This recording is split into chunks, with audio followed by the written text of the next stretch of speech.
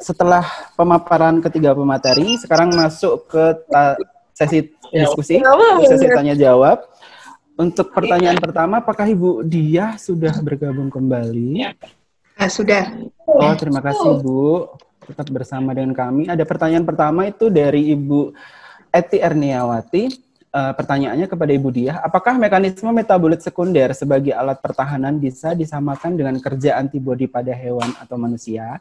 Jika sama, maka sebagaimana antibodi pada hewan yang dapat distimulir dari luar untuk meningkatkannya, maka apakah metabolit sekunder juga bisa? Jika bisa, bagaimana meningkatkan hasil metabolit sekunder tersebut? Oke. Terima kasih. Terima kasih moderator atas paparan tadi penyampaian tentang materi pertanyaan dari Ibu Eti Ernawati ya, Ernawati ya. Jadi pertanyaannya di sini apakah sebagai metabolit sekunder itu bisa disamakan dengan antibodi?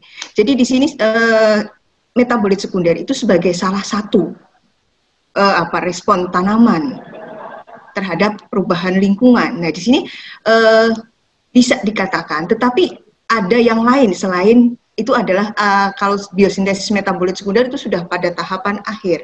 Tetapi ada bagaimana respon tanaman sendiri pada saat adanya cekaman lingkungan. Nah ini sangat bervariasi tergantung lingkungannya. Kemudian di sini bagaimana cara meningkatkan? Nah, kalau cara meningkatkan berarti kita harus mengetahui faktor-faktor yang mempengaruhi metabolit sekunder tersebut, biosintesisnya. Nah, saya mungkin belum begitu penjelasan saya. Jadi bahwa metabolit sekunder itu mungkin bisa menjawab di pertanyaan yang nomor 2 kalau saya tadi membaca di kolom chat bahwa metabolit sekunder itu memang spesifik untuk kelompok takson tertentu, sehingga tadi apakah dikatakan di sini bagaimana cara meningkatkannya? Misalnya, apakah hanya kelompok takson itu saja, gitu kan? Nanti di sini ada pertanyaan 3 ya. Jadi di sini untuk bisa meningkatkan metabolit sekunder, bagaimana cara meningkatkannya? Nah, kita harus mengetahui faktor-faktor yang mempengaruhi tadi. Apakah di situ kalau kita jelas mau meningkatkan metabolit sekunder karena terkait dengan kelompok takson. Misalnya minyak atsiri pada tanaman, bagaimana di sini faktor lingkungan yang berpengaruh. Nah, di sini karena jalur yang dipengaruhi adalah jalur metabolisme. Sehingga kita harus mengetahui jalur metabolisme tertentu yang seperti apa, sehingga kita bisa pas jalur pathway dari metabolik itu sendiri. Jadi di sini terkait bahwa di sini metabolit sekunder dikatakan sebagai respon, sebagai mekanisme untuk pertahanan tanaman secara keseluruhan. Tapi di sini untuk respon tanaman itu sangat kompleks, mulai dari level yang awal, jadi first respon, jadi ada nanti kemudian sampai dengan tahapan mana tumbuhan pertama itu tidak begitu adanya stres atau perubahan lingkungan langsung sintesis metabolit sekunder, belum, masih ada tahapan-tahapan untuk kalau saya katakan di sini sudah tahap akhir bahwa untuk mensintesis metabolit sekunder itu. Begitu Pak Mahfud untuk pertanyaan nomor 1. Ya, siap. Terima kasih Ibu. Jadi kalau bisa saya simpulkan bahwa terkait dengan metabolit sekunder ini adalah mekanisme dari tanaman sebagai respon awal gitu ya Bu terhadap perubahan dari lingkungan untuk pembentukan dari metabolit sekunder sendiri. Oke, saya lanjut untuk pertanyaan kedua. Ini untuk pemateri kedua yaitu Ibu Ati. Ini ada pertanyaan dari Muhammad Rian. Mengapa untuk penyebaran beberapa film jamur mayoritas dan signifikan banyak ditemukan di Pulau Jawa? Padahal jika kita tinjau berdasarkan geografis, Pulau Sumatera dan Papua memiliki bentang alam yang mutlak lebih luas daripada Jawa, serta persentase eksplorasi lahan Kalimantan dan Papua cenderung lebih kecil. Monggo Ibu Ati untuk menanggapi. Terima kasih. Terima kasih Pak Mahfud. Ya benar bahwa kalau dilihat dari luasan pulaunya, Papua dan Kalimantan yang paling besar dibanding dengan Jawa. Tetapi banyak sedikitnya jamur yang dideskripsi sebenarnya tergantung dari 2 hal. Yang pertama adalah banyak sedikitnya eksplorasi yang sudah dilakukan di Pulau Jawa. terkait dengan banyaknya peneliti asing yang waktu itu memang berada di Jawa pada masa zaman Belanda, itu sangat mempengaruhi jumlah pendeskripsian jenis jamur yang ada di Jawa. Karena itulah mengapa Jawa lebih tinggi, karena mereka yang pertama memang melakukan eksplorasi banyak di Jawa dibanding dengan pulau yang lain, dan jumlah peneliti jamur pun pada waktu itu dan mungkin sekarang juga ya lebih banyak di Jawa. Jadi dua faktor itu yang mempengaruhi mengapa Jawa walaupun luasannya tidak seluas Papua dan Kalimantan, tetapi jenisnya lebih tinggi. Gitu Pak, terima kasih. Ibu, terima kasih untuk jawabannya dari Ibu Ati tentang terkait dengan kenapa kok di Pulau Jawa gitu dari jamur identifikasinya tuh jenisnya lebih banyak dibandingkan pulau lain, padahal Pulau Jawa itu lebih kecil. Jadi itu terkait dengan eksplorasi yang dilakukan lebih banyak dan juga pendeskripsian lebih banyak. Nah, untuk pertanyaan ketiga dari narasumber ketiga yaitu Ibu Alis, itu ada pertanyaan dari Ibu Endang Lini Renudiastuti.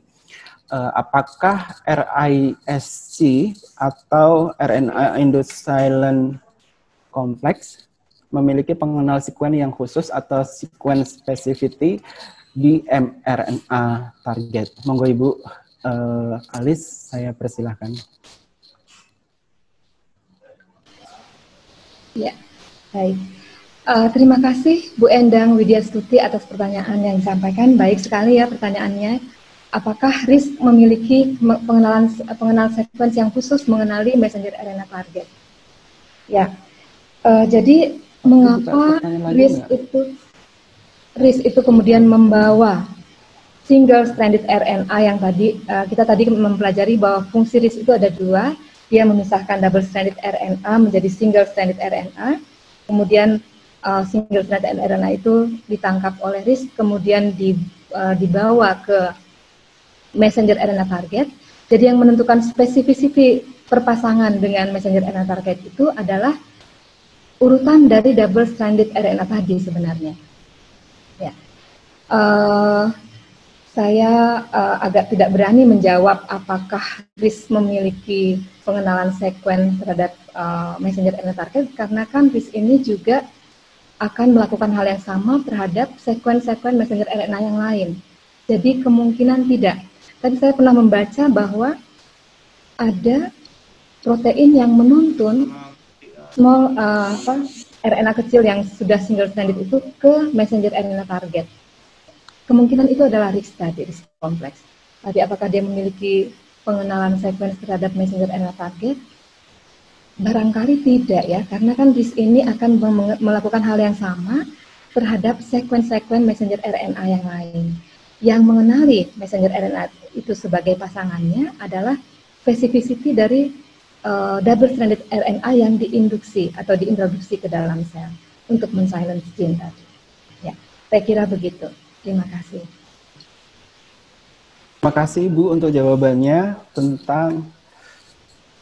terima kasih Ibu Ati untuk jawaban Ibu Alis terkait dengan jawaban dari RISC yang di sini berperan untuk memisahkan double strand RNA menjadi single strand RNA, kurang lebih seperti itu.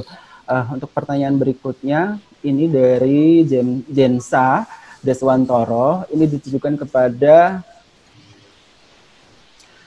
Ibu Diah. Sekali lagi ya Bu, jadi Jensa menanyakan di sini bahwa salah satu faktor eksternal adalah gas CO2. Apakah memang tumbuhan mutlak hanya membutuhkan CO2 atau ada beberapa kuantitas kecil peranan gas lain? Kemudian tadi telah dipaparkan bahwa metabolit sekunder distribusi sangat terbatas dalam takson tertentu. Berarti dapat disimpulkan bahwa tidak semua tumbuhan melakukan metabolit sekunder. Lalu bagaimana mekanisme respon terhadap stres? Terima kasih. Monggo Ibu dijawab. Terima kasih moderator. Iya, siap Ibu. Pertanyaannya jadi di sini terkait dengan metabolit sekunder dan juga di sini apakah hanya CO2 di sini yang dikatakan kan untuk proses tersebut. Nah, memang betul. Jadi di sini apakah di sini tentang faktor eksternal hanya membutuhkan. Nah, dikatakan hanya, terutama, mungkin kalau bukan hanya ya, terutama di sini untuk CO2 diperlukan sebagai substrat untuk fotosintesis, yang itu sebagai sumber substrat utama fotosintesis. Terkait dengan gas-gas yang lain ada, tetapi perannya di sini sangat kecil. Nah, di sini yang ini bahwa di sini tidak katakan bukan hanya ya, tapi mutlak diperlukan, terutama di sini yang itu karena di sini sebagai tadi kaitannya dengan proses fotosintesis. Kemudian yang lain bahwa dipaparkan metabolit sekunder distribusinya sangat terbatas untuk kelompok takson tertentu. Nah, saya mungkin yang menyampaikan bahwa untuk kelompok takson tertentu artinya metabolit sekunder itu kalau dilihat dari klasifikasi atau kategorinya sangat-sangat banyak. Dan ini artinya saya mengatakan di sini sangat distribusinya untuk kelompok takson tertentu. Jadi misalnya kelompok atsiri hanya pada tanaman citrus. Kemudian hanya untuk kelompok tertentu sebagai nanti bisa sebagai penciri untuk kelompok takson tersebut. Nah, bagaimana di sini respon tanaman terhadap stres? Nah, respon tanaman terhadap stres itu berbagai cara, dari mulai ada level yang seluler, atau mungkin kalau saya katakan bahwa respon tanaman terhadap stres tersebut yang pertama merasakan adalah pada respon, mungkin tadi penyampaian dari Bu Alis juga bisa, bahwa yang pertama terlihat adalah pada level molekuler. Tetapi karena kajian saya di fisiologi tumbuhan, nanti yang terlihat adalah pada proses fisiologi. Proses fisiologi itu masih sulit juga dilihat. Yang terlihat nanti pada level morfologi. Jadi tahapannya adalah pada level molekuler, seluler, metabolisme, kemudian akhirnya yang tampak kita melihat yang tampak itu ternyata misalnya tumbuhan terkena stres.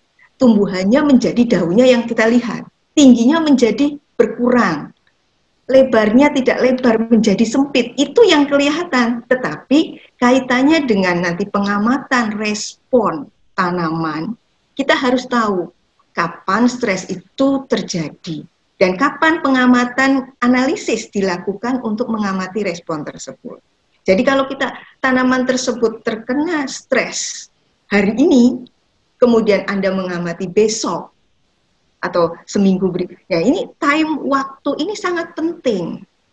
Jadi kalau terkait dengan waktu, kalau kita mengamatinya tidak pas, misalnya mengamati perubahan pada ekspresi gen, mengamatinya setelah proses tersebut selesai, misalnya stresnya hari ini mulai, kemudian sudah sampai dengan hari ke-14, Anda mengamati bagaimana respon ekspresi gen pada hari ke-14, itu akan berbeda dengan pengamatan pada hari kedua, sehingga ada dikatakan pengamatan yang sekuensi, jadi bertahap dari hari pertama, kedua, kalau misalnya memungkinkan, tetapi memang ini berbiaya tinggi, tetapi kita harus judgement kira-kira tanaman tersebut dengan adanya stres itu kapan akan memulai. Kemudian jangan Anda kalau misalnya pengamatan terkait dengan morfologi jangan diamati baru stres sekarang, diamati besok, itu tidak akan terlihat. Jadi tahapannya adalah yang paling pertama itu adalah pada level molekuler, kaitannya dengan ekspresi yang berhubungan dengan nanti tanaman tersebut berupaya untuk bisa bertahan pada kondisi stres tersebut. Mungkin itu jawaban dari saya. Terima kasih. Terima kasih Bu Diah untuk jawabannya. Jadi kalau bisa saya simpulkan bahwa faktor eksternal terutama CO2 itu merupakan substrat utama dalam proses fotosintesis. Untuk gas-gas lain sebenarnya itu ada, tetapi peranannya itu sangat kecil. Dan untuk takson lain, metabolit sekunder itu bisa menjadi suatu penciri gitu ya Bu ya. Oke. Untuk pertanyaan selanjutnya, ini untuk Ibu Ati dari Dewi Restika Ayu Safitri. Pertanyaannya adalah, apakah yang menjadi pembeda antara jamur yang dapat dikonsumsi dengan jamur yang beracun? Mengingat di Indonesia banyak sekali jenis jamur. Dan apakah kondisi iklim berpengaruh terhadap pertumbuhan jamur? Terima kasih. Monggo Ibu Ati, saya persilahkan untuk menjawab pertanyaan. Terima kasih Pak Mahfud.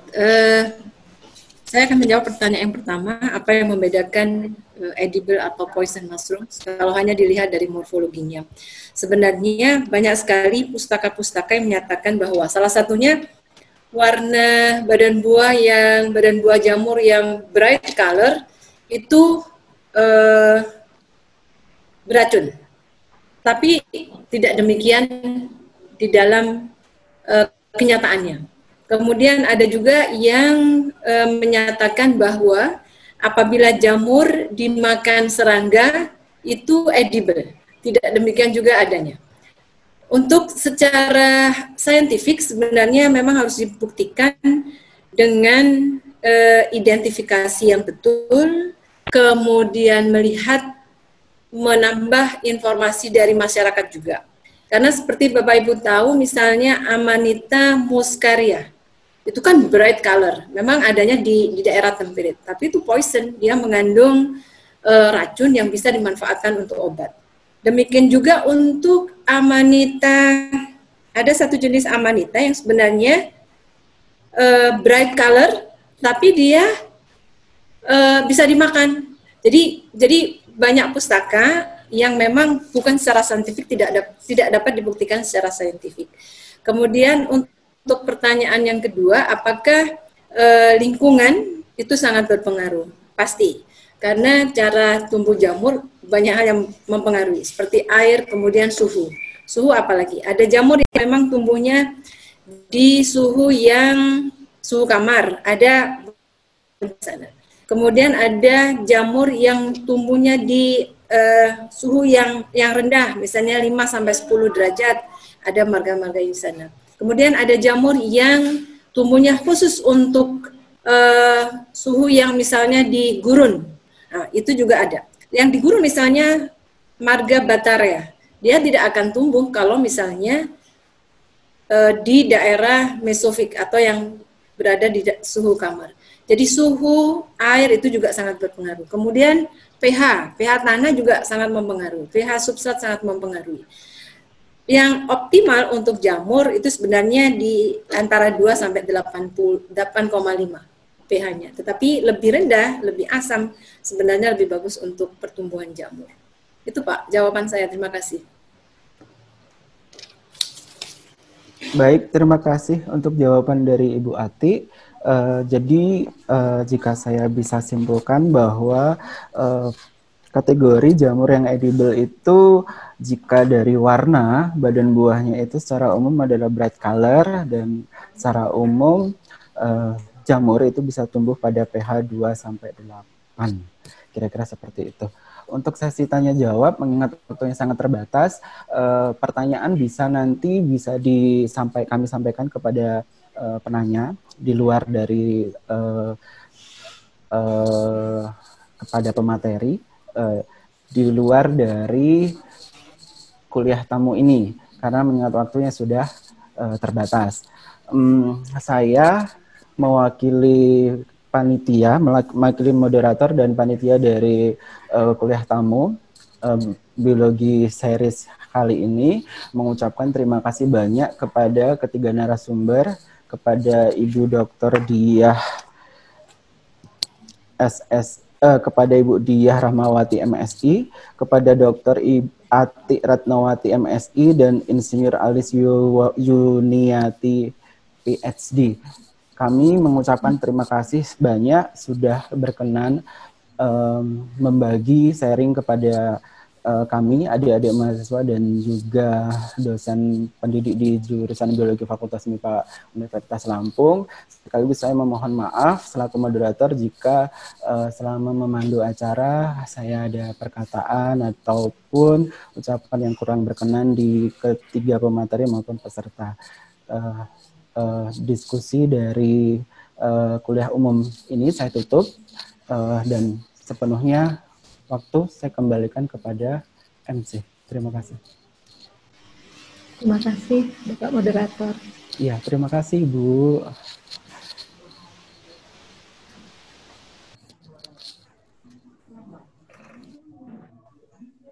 Terima kasih kepada Bapak Dr. Mahfud MSc yang telah membantu jalannya penyampaian materi dan juga diskusi. Selanjutnya akan kami umumkan 3 orang peserta yang mendapatkan door prize. Yang pertama ada Jensa Yuswantoro, kedua Muhammad Ayan Hidayat, ketiga Dewi Restika Ayu Safitri.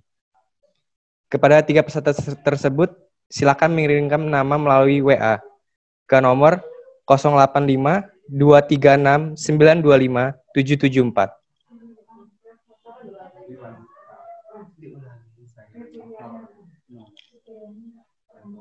Saya ulangi lagi, kepada 3 orang peserta. Yang pertama ada Jensa Yuswantoro, kedua Muhammad Ayan Hidayat, ketiga Dewi Sartika Ayu Safitri. Kepada 3 peserta tersebut dapat mengirimkan nama melalui WA. Acara yang terakhir yaitu penutup. Sekali lagi kami ucapkan terima kasih kepada para narasumber atas penyampaian ilmu-ilmu yang bermanfaat. Semoga dapat berguna bagi kita semua. Amin. Mari kita tutup acara ini dengan bersama-sama membaca lafaz hamdalah. Alhamdulillah alamin. Hadirin yang kami hormati, demikianlah acara kuliah tamu dengan tema Bunga Rampai Kajian Bidang Botani di Indonesia. Saya Gilang Pratama Indra Putraduarsa, selaku pembawa acara. Mohon maaf apabila terdapat kesalahan dan kekurangan, serta kepada Allah kami mohon ampun. Terima kasih atas perhatiannya. Wabillahi taufiq wal hidayah. Wassalamualaikum warahmatullahi wabarakatuh. Waalaikumsalam warahmatullahi wabarakatuh.